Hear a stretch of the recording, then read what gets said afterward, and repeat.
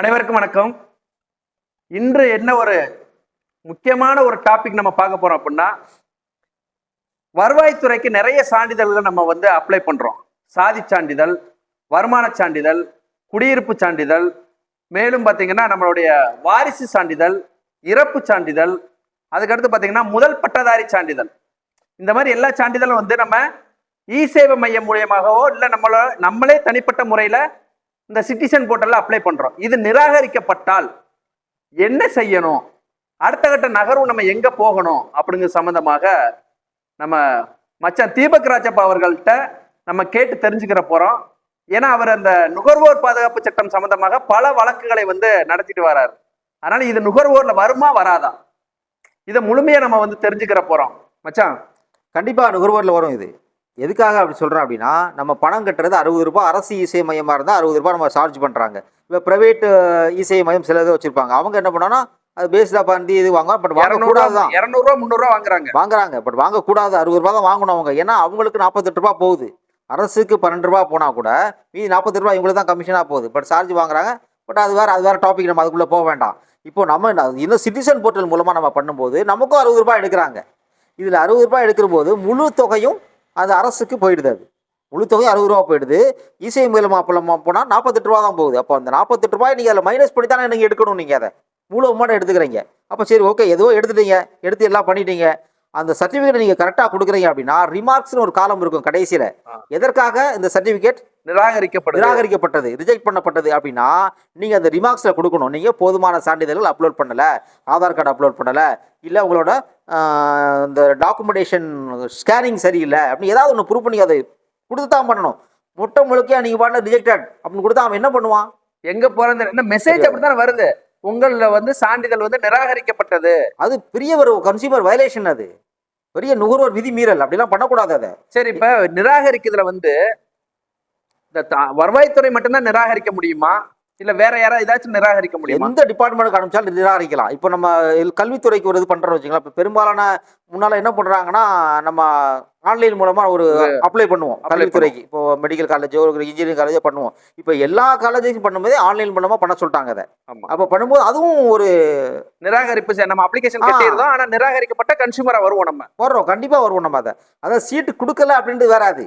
அது போதுமான மார்க் அடிப்படையில் உங்களுக்கு சீட் கிடைக்கல அப்படின்ட்டு அது வராது. அதில் நம்ம விதிமீறல், நம்ம கன்சியூமர் வயலேஷன் ஆகாது. அதில் பட் என்ன ரீசன் சொல்லணும். அதில் சொல்லணும் எதுக்காக நிராகரிக்கப்பட்டது. உங்களுக்கு மார்க் கம்மியாயிருச்சு அப்படின்னு சொல்லி அதுலேயும் சொல்லணும். என்ன இல்லை டாக்குமெண்டேஷன் அப்லோடு சரி. இப்போ டாக்குமெண்டேஷனில் அப்லோடு சரியில்லை அப்படின்னா, அந்த ஸ்கேனிங் சரியா இல்லைன்னா நம்ம யார் கன்சியூமராக வருவாங்கன்னா இசேவை மையம் கன்சியூமரா வந்துடும். அப்ப நம்ம அந்த நேரத்தில் அந்த அரசு அலுவலகத்தை போக முடியாது, போகக்கூடாது. டாக்குமெண்ட் சரியா அப்லோட் பண்ணி அந்த டாக்குமெண்ட் சரியில்லாதனால அது நிராகரிக்கப்பட்டா அந்த இசேவை மையம் தான் நமக்கு கன்சியூமர். அவங்க தான் நம்ம கன்சியூமர் வயலேட் ஆகுறாங்க. அவங்க வேலையை அவங்க சரியா செஞ்சுட்டாங்க.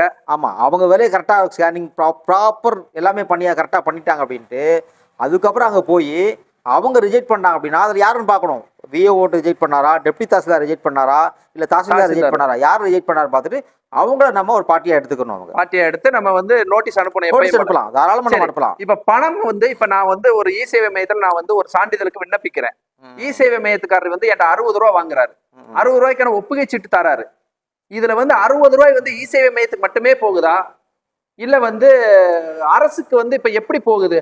ஏன் நம்ம அரசு அந்த அலுவலர் ரிஜெக்ட் பண்ணாருன்னா அவரை கன்சியூமரா போடணும்னு நீங்க சொல்றீங்க. ஒரு சில இடத்துல நம்ம சொல்லும் போது என்ன சொல்றாங்கன்னா, நீ அப்ளை பண்றது இ சேவை மையத்துல, இதுல பணம் நீங்க எங்களுக்கு கட்டல, அதனால நாங்க அதுல கன்சியூமரா வரமாட்டோம் அப்படிங்கிறாங்க. சில நீதிபதிகளும் அதை ரிஜெக்ட் பண்ணிட்டாங்க. அந்த கன்சியூமர்ல ஆணையத்திலையும் ரிஜெக்ட் பண்ண ஒரு கதைகளும் இருக்கு. ஆனா இதுல எப்படி பணம் அவங்களுக்கு போகுது, இவங்க கன்சியூமர் ஆவாங்க நீங்க எப்படி ஆணித்தரமா சொல்றீங்க? கண்டிப்பா ஆவாங்க, கன்சியூமர் ஆவாங்க. ஏன்னா 12 ரூபாய் யாருக்கு போகுது? 48 ரூபாய் நம்ம அரசு இந்த இசை மையத்துக்கு போனா கூட மீதி 12 ரூபாய் அரசுக்கு தானே போகுது. அரசு இந்த சேவையை நமக்கு இலவசமாக செய்தால் கூட மறைமுகமாக இந்த பணம் போய் நம்ம எந்த அக்கௌண்ட்டுக்கு அரசு பணம் தான் போகுது. அது வருவாய்த்துறை ஏன் நம்ம இசை மையத்தில் நம்ம அப்ளை பண்ணலன்னா நமக்கு கன்சியூமர் சரி நமக்கு ஒரு கவர்மெண்ட் அபிஷியல் சர்டிஃபிகேட் கொடுத்துட்றாங்களா? கொடுக்க முடியாதுல. இதுக்கு முன்னால அதாவது இசை மையம் வர்றதுக்கு முன்னால என்ன பண்ணாங்கன்னா ஒரு ரெவென்யூ ஸ்டாம்ப் ஒட்டி வெளியில ரெவென்யூ ஸ்டாம்ப் 20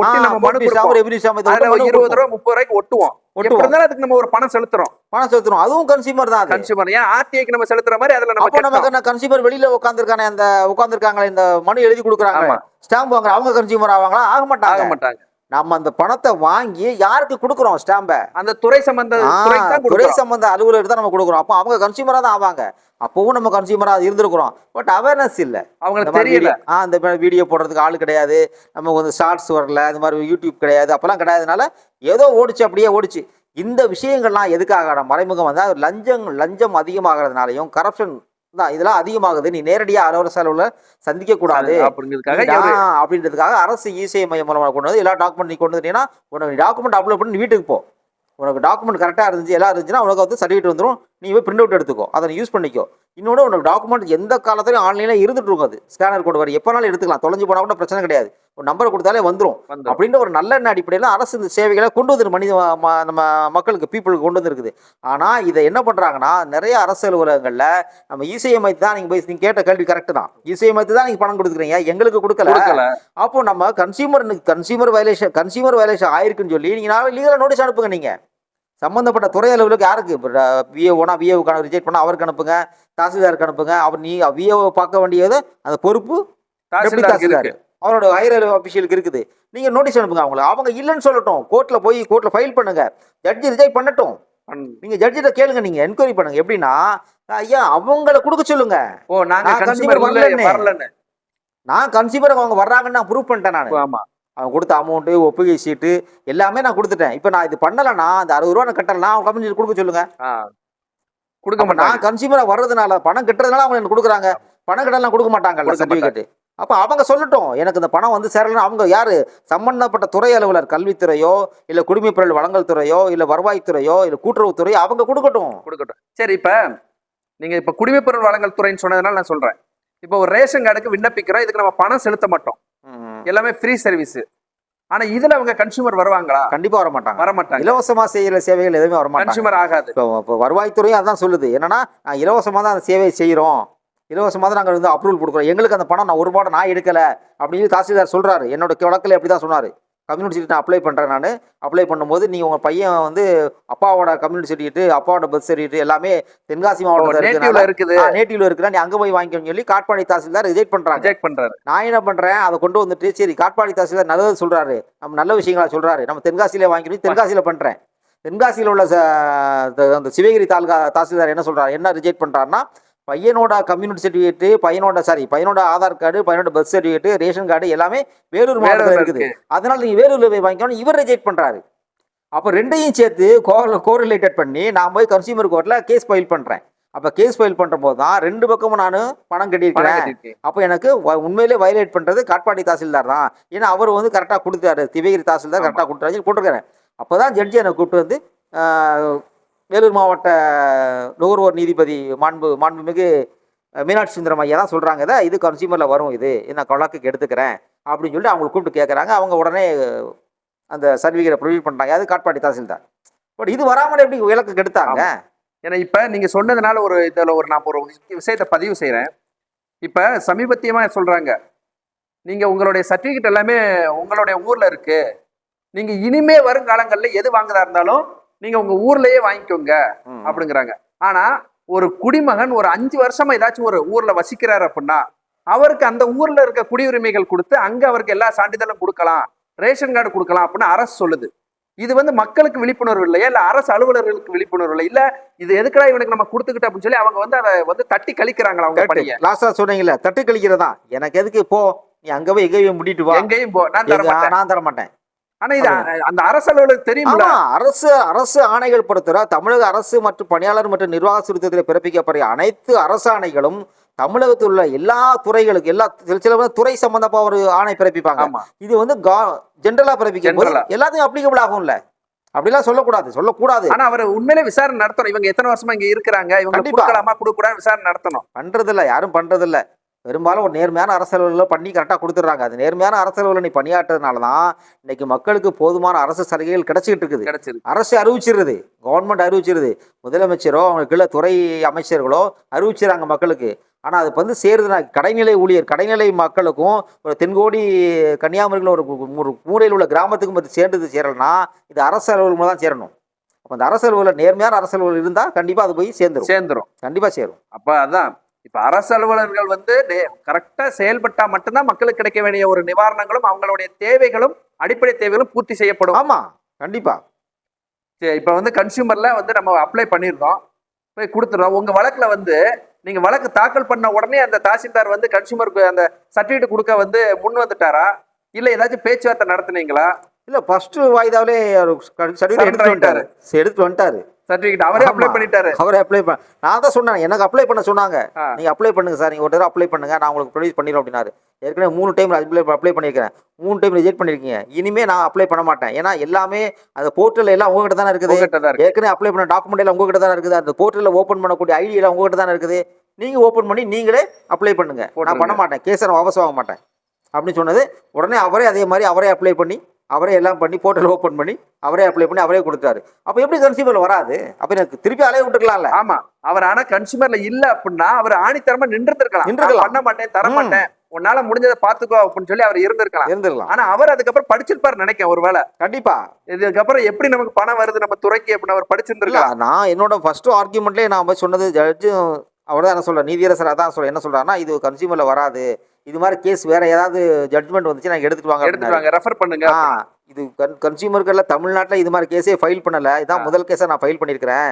அவங்க சொல்லட்டும் ஐயா, யாரு என்னுடைய ரெஸ்பாண்டன்ட் சொல்லட்டும், நான் கன்சியூமர் வரலனே அவர் ரைட்டிங்கில் கொடுக்கட்டும், இல்லை ஓரலாக சொல்ல வேண்டாம், எனக்கு கொடுக்க சொல்லுங்க, அதுக்கப்புறம் நான் அப்பீல் பார்த்துக்கிறேன் நான். அப்படிதான் நான் கேட்டது. பட் அதில் எனக்கு வந்ததுனால எனக்கு அது கன்சியூமர் வயலிங் என்னால் ஆணித்தரமாக சொல்ல முடியும், இன்னைக்கு வரை சொல்ல முடியும். எல்லா இசேவை மையத்தில் அப்ளை பண்ணுற அனைத்து சர்டிஃபிகேட்ஸு அனைத்து அந்த ஒப்புகை சீட்டும் கன்சியூமர் இதுக்குள்ள உள்ளதான் வரத்தான் செய்யும். சரி, இப்ப இதுல ஏற்கனவே நீங்க ஒரு விஷயத்தை பதிவு செஞ்சீங்க, ஒரு சான்றிதழ் நம்ம அப்ளை பண்றதுக்கு 60 ரூபா நம்ம பே பண்றோம். ஆனா இ சேவை மையத்துல போனா தான் நம்ம 60 ரூபா கட்டணும். அதுல 48 ரூபா வந்து இ சேவை மையத்துக்கு போயிருது, நம்ம சான்றிதழ் எல்லாம் வந்து ஸ்கேன் பண்ணி அட்டாச் பண்றதுக்கு போகுது. 12 ரூபா வந்து அதை நிறைவேற்ற வேண்டிய அரசு துறைக்கு போகுது அப்படிங்கிறீங்க. ஆனா இப்ப நான் வீட்லயே உட்காந்து ஒரு சிட்டிசன் போர்ட்டல் கிரியேட் பண்ணி நான் வந்து ஒரு சான்றிதழ் அப்லோட் பண்றேன், இதுக்கு நான் எவ்வளவு பணம் கட்டணும்? நல்ல கேள்வி. அதுக்கும் 60 ரூபா தான் கட்டணும். எப்படி? நான் தான் இ சேவை மையமே போகல. ஆனா கவர்மெண்ட் அதான் கேக்குது.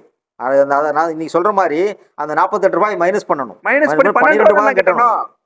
இது வரைக்கும் அது தெரியல, விடை இந்த வீடியோவை பார்த்து அரசு இந்த நடவடிக்கை எடுத்தா பொதுமக்களுக்கு சிட்டிசன் போர்ட்டல் எல்லாம் பயன்படுத்த ஆரம்பிச்சிருவாங்க, தொகையும் கம்மியாகும். ஆமா, இந்த ஒரு காணொலி மூலியமாக ஒரு விழிப்புணர்வாக நாங்க சொல்றோம்.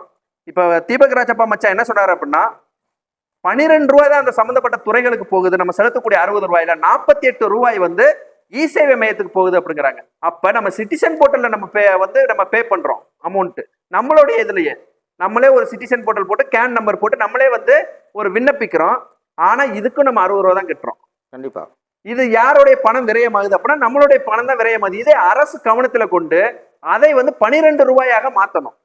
மாற்றம் செய்யும் பட்சத்தில் நமக்கு 48 ரூபா லாபம் தான். அப்போ 48 ரூபா அப்படின்னா ஒரு வருஷத்துக்கு 3 லட்சம் பேர் அப்ளை பண்றாங்கன்னு வச்சுக்கோங்க, எங்கேயோ போயிடுது. அது இந்த பணம் யாருக்கு போகுது? அதுதான் அவங்க என்ன சொல்றாங்கன்னா, அந்த துறை சார்ந்த அலுவலர்கள் இந்த சேவையை நாங்கள் இலவசமாக செய்தால் கூட மறைமுகமாக இந்த பணம் சம்பந்தப்பட்ட துறைக்கு போய் சேருது அப்படின்னு ஆணித்தரமா சொல்ல முடியும். ஏன்னா அந்த துறை அலுவலர்கள் அந்த பணத்தை நம்ம இசேவை மூலம் அப்ளை பண்ணலாம், அந்த சர்டிபிகேட்டுக்கு அவங்க செய்ய மாட்டாங்க, செய்வதே கிடையாது.